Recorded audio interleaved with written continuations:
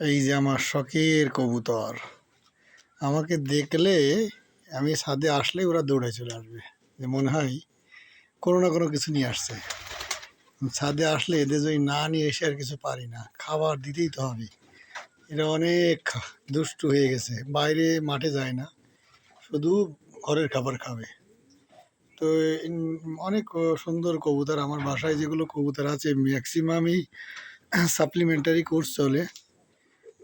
কবুতরগুলো এখন অনেক ভালো আছে, অনেক সুন্দর আছে। আর এরা অনেক মানে এখন দেখে মনে হয় না যে এগুলো দেশি কবুতর, সবগুলোই মনে হয় যে বাইরের। বাট এদের বডি ফিগারটা সপ্তাহে কোনো না কোনো কোর্স চলে এদের। ভিটামিন, মাল্টিপ্লাস, তারপরে ক্যালসিয়াম, অ্যান্টিবায়োটিক সবগুলোই চলে। তারপরে আছে পক্স, পক্সের ওষুধও চলে, সপ্তাহে এদের অ্যান্টিবায়োটিকগুলো দেওয়া হয়। তো যাক, এরা অনেক গ্রোথ এবং ডিমও খুব দিচ্ছে। মানে প্রতি সময়ে টোটালি 31টা কবুতর বাচ্চা বাঁধে। তো এক সেশনে প্রায় 9 জোড়া, 8 জোড়া, 10 জোড়া ডিম পাড়ে সবাই একসাথে। 10 জোড়া ভালো, খুব ভালো।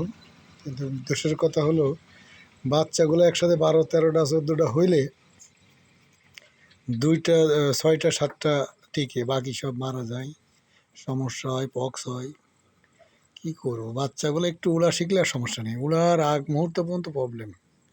যাক, সবাই ভালো থাকেন। আমার কবুতর, শখের কবুতর, দেখেন কত সুন্দর করে প্রতিদিন ঘর পরিষ্কার করে দিই, স্যাভলন দিয়ে, ডেটল দিয়ে স্প্রে করে দিই। ঘর দেখেন কত পরিষ্কার, কত পরিষ্কার, কত পরিষ্কার ঘর একদম। প্রতিদিন জল পরিষ্কার করে দিই, কত পরিষ্কার পরিচ্ছন্নতা রাখি। কিন্তু তারপরেও আমার কবুতর ওই যে ডিম পাড়ছে একজন, আবার বসে আছে, বাচ্চা ফোটাইছে, এই যে যেখানে সেখানে ডিম উঠাচ্ছে। ডিম পাড়ছিস? এখানে একজন ডিম পাড়ছে অলরেডি।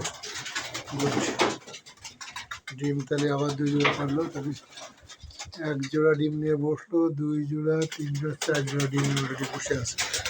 এই যাক, অনেক ভালো লাগলো। ধন্যবাদ সবাইকে। এই যে আমার শখের বাগান, সমস্ত গাছ আছে এর ভিতরে। শখের বাগান,